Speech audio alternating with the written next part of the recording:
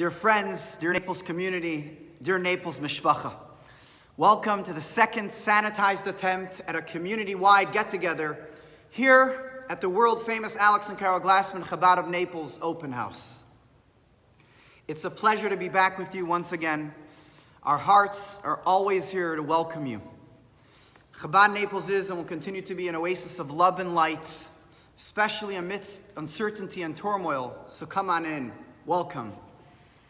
As we welcome friends the world over, please join with me in singing Heveinu Shalom Aleichem, welcome, may peace be with you. Heveinu Shalom Aleichem, Heveinu Shalom Aleichem, Heveinu Shalom Aleichem, Heveinu Shalom, Shalom, Shalom Aleichem. I have a confession to share with you, but please don't tell anyone. Speaking into a video recorder with a tripod isn't my natural state. I like to see you in person. I like to see your smiling faces, to hear your laughter, to feel your reaction. It's not like something I once heard someone say, I always talk to myself. It is the only way to ensure intelligent conversation. I'm sure he didn't have any arguments with himself either. I like to be speaking with you, not at you, not to you. That is why I so appreciated the feedback, the positive and thoughtful comments. The outpouring of affection was deeply gratifying and humbling. Here we are, the second week in quarantine. It's getting harder for some of us to keep the smile, to keep the shmeichel, and to obey the rules. Let's try to keep in mind that maintaining personal healthy distance and self-isolating may save lives, and those lives that we save may be our own. Let's also remember that it's not social distancing, it's physical distancing. Socially, we need to continue to be there for each other, to uplift and support each other. And now for the part you've been waiting for, I hope, the uplifting and positive message. I know many of you have been asked, Rabbi, will there be a headstand in episode number 2 of Connecting in today's topsy-turvy world? And the answer is unequivocally no, but if you stick with me till the end, you may be in for a treat. Let's begin with a joke. There was a man by the name of Jacob who always worried about everything all his life. But one day, his coworkers noticed that he seemed to be a changed man. And they remarked and they said to him, you seem to be the least bit worried about anything. What's going on? And he said, yes, I hired a professional worrier. I have no more problems anymore. They said to him, a professional worrier, how much does it cost? He said, it's 150 grand a year. They said, 150 grand a year? How are you going to pay him? You're about to declare bankruptcy. Yanka said to them, that's why I hired him. Let him worry about it. My dear friends, people are sad, stressed, confused, anxious, angry, afraid, worried. We're living in unsettling and uncertain times, to say the least. You know, I saw once a cartoon in a newspaper. There was a sharply dressed businessman, as happy as can be, walking along Wall Street, talking on a cell phone, when a beggar with a cup in his hand anxiously asks him for some change. He turns to the beggar and says, calm down, relax. Everything's going to be all right. My stockbroker told me that the economy will bounce back. The beggar turned to the businessman and said, you don't recognize me? I'm your stockbroker. We're living in uncertain times. No one knows what's going on. Even the experts don't know what's going on.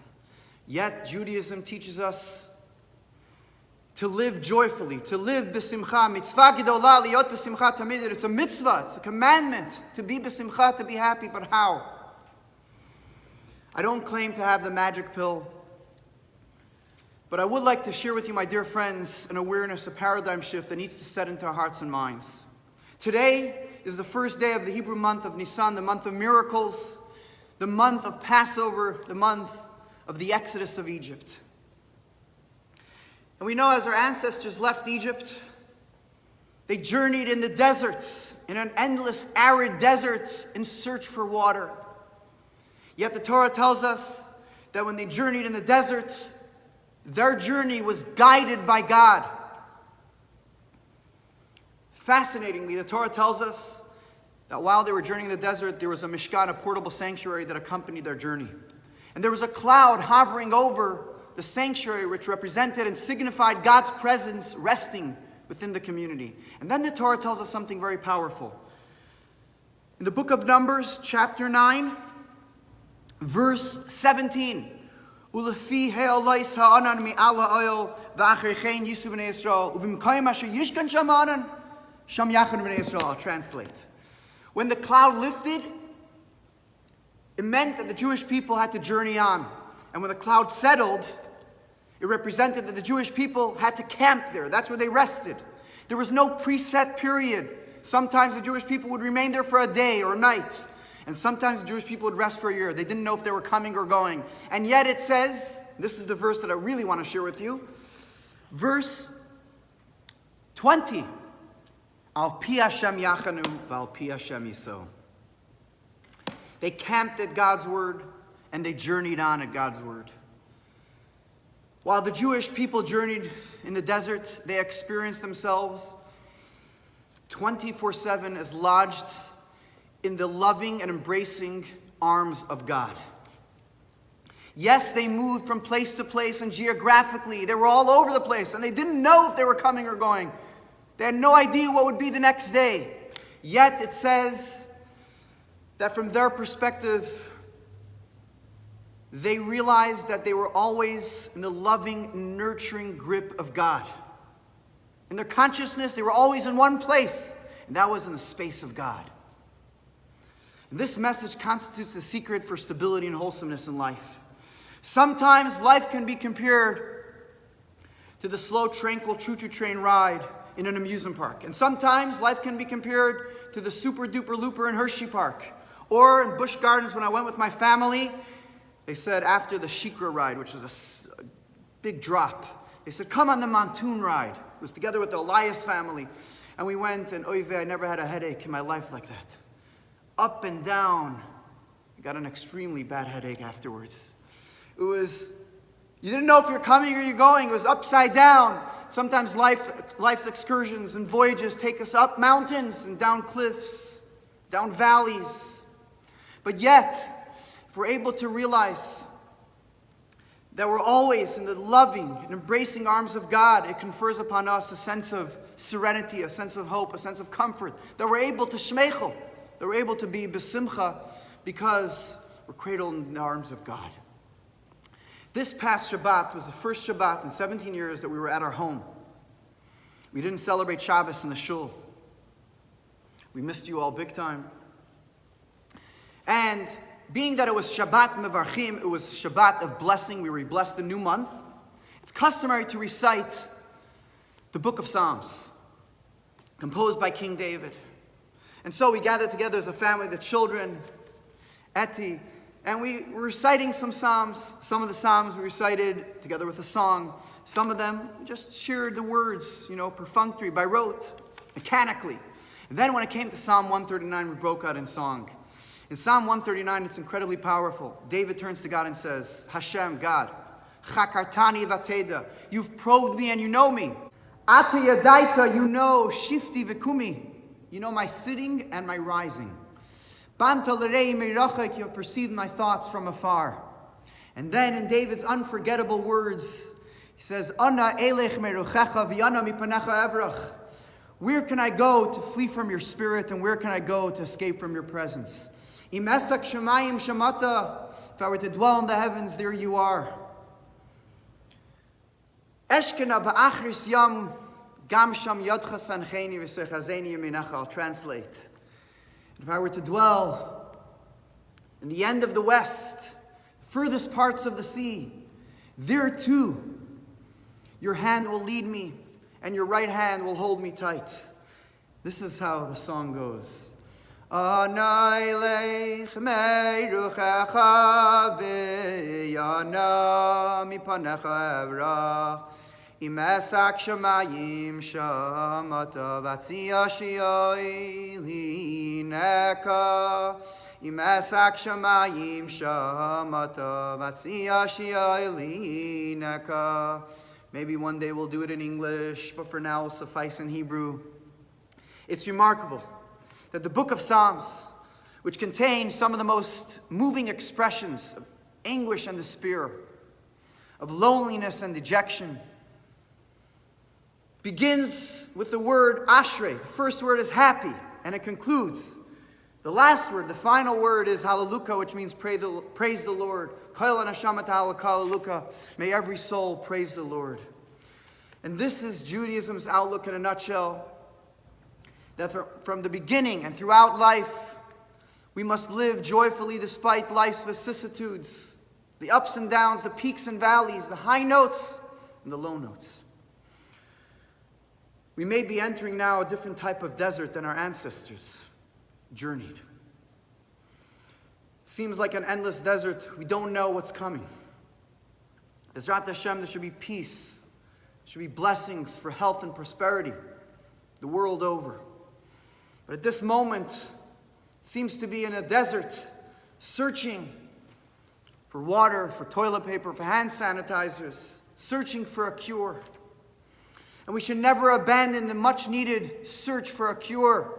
We must continue to thank our healthcare workers, our doctors, our nurses, and all those that are in the front line fighting this global crisis. But we should also never forget to be besimcha and to remember and to realize the awareness that we are always in God's loving and embracing arms. I want to conclude with a story.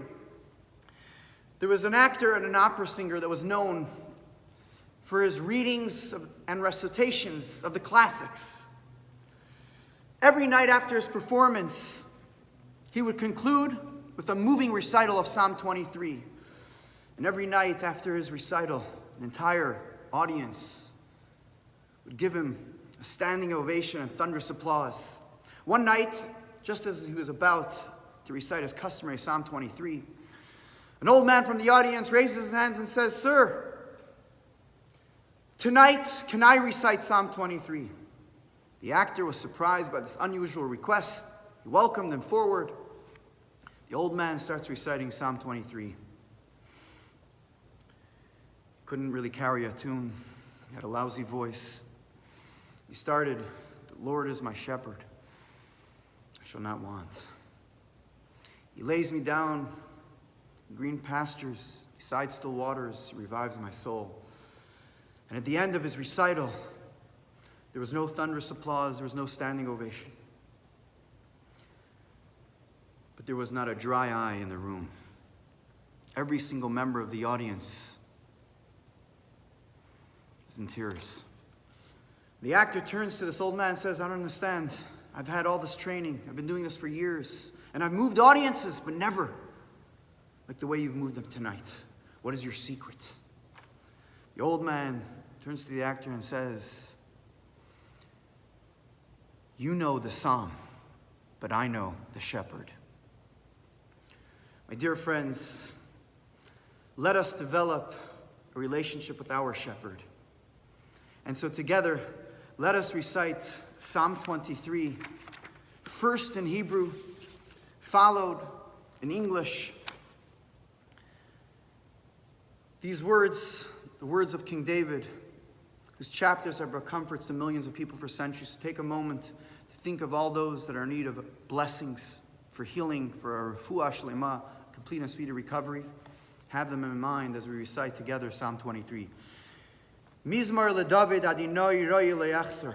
Bina isdeshe yarbitzeni, al mei menuchais yanhaleni. Nafshi yesheve v'yancheni, v'maglei tzedek l'man shemai.